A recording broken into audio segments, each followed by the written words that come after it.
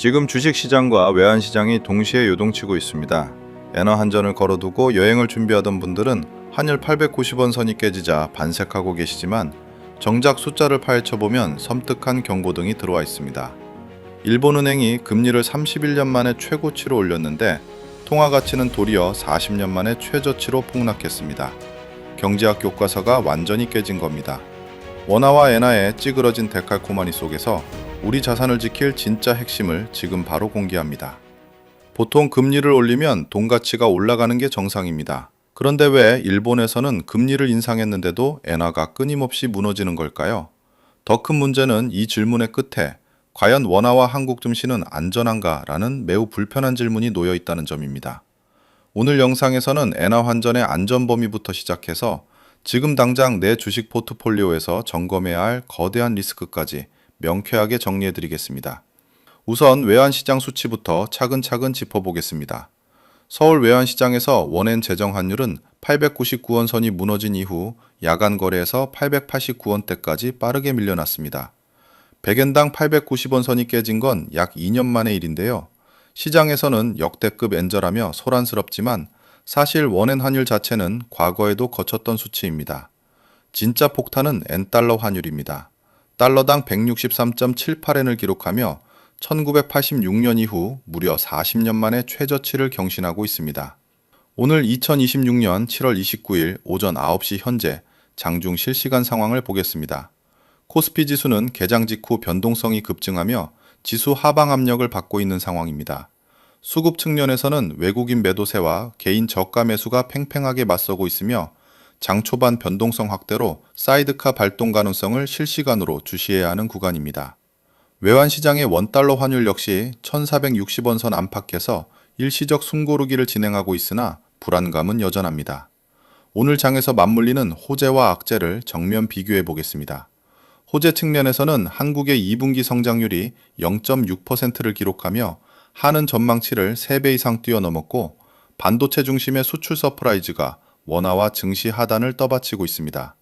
반면 악재로는 일본 정부의 재정 폭주와 국채금리 급등, 그리고 미 재무부가 한국의 대규모 해외 투자를 지적하며 환율 관찰 대상국으로 지정한 점이 맞물려 시장의 발목을 잡고 있습니다.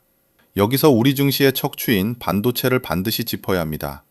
AI 서버 수요 폭발로 HBM사 주도권 싸움이 치열해지면서 반도체 빅사이클은 단순한 테마가 아닌 실체적 실적으로 입증되고 있습니다. 글로벌 빅테크들의 AI 설비 투자가 끊임없이 늘어남에 따라 고성능 메모리 반도체 공급 부족 현상이 이어지고 있고 이 강력한 반도체 수출 엔진이 현재 원화 가치 방어와 코스피 지수의 핵심 버팀목 역할을 해주고 있습니다.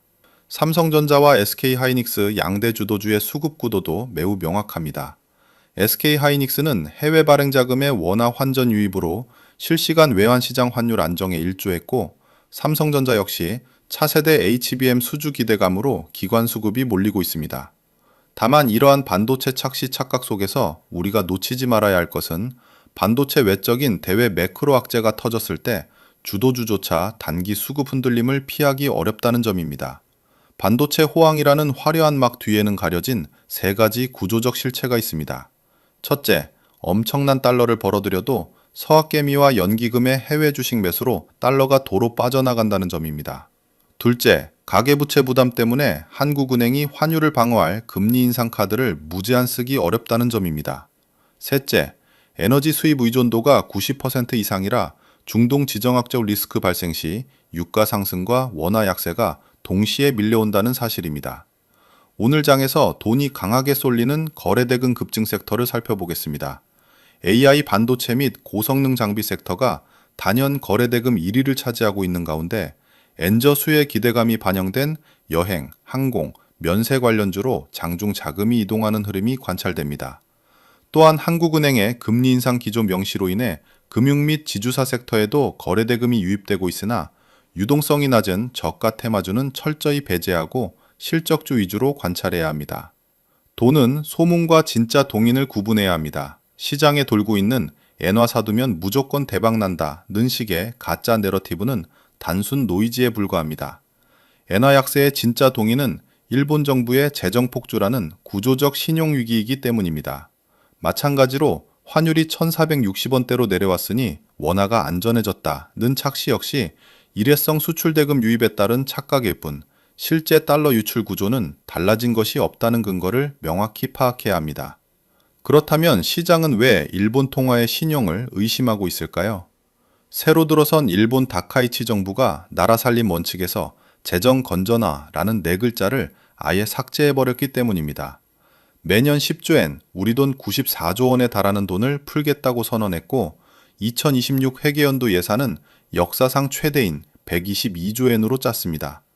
이미 국가 부채가 GDP의 200%를 훌가닥 넘는 나라가 빚을 더 내겠다고 하니 일본 10년물 국채 금리가 2.83%까지 치솟으며 30년 만에 최고치를 기록한 겁니다. 매크로 3대 축인 금리, 환율, 유가의 방정식도 달라졌습니다. 한국은행은 물가와 가계부채 잡기를 위해 기준금리를 2.75%로 만장일치 인상하며 금리 인상 기조를 분명히 했습니다. 일본이 돈을 푸는 동안 한국은 조이는 정반대 행보를 보인 겁니다. 하지만 글로벌 유가가 불확실한 상태에서 환율이 높은 수준을 유지하면 수입 물가가 다시 자극받게 되므로 금리와 환율의 아슬아슬한 줄타기는 하반기 내내 계속될 수밖에 없습니다. 지정학적 변수와 미국 정책 변화도 유의해야 합니다. 중동 정세 불안으로 안전자산인 달러 선호 현상이 꺾이지 않고 있으며 미 재무부는 보고서를 통해 한국 개인 투자자들의 300억 달러 넘는 해외 주식 투자와 기관들의 환해지 없는 달러 유출을 정면 지목했습니다. 여기에 미국이 주요 교역국에 부과한 관세 여파까지 겹치면서 외환 시장의 불안정성은 언제든 증시의 변동성을 키울 수 있는 잠재적 시한폭탄으로 작동하고 있습니다. 제 개인적인 관점을 단도직입적으로 말씀드리겠습니다.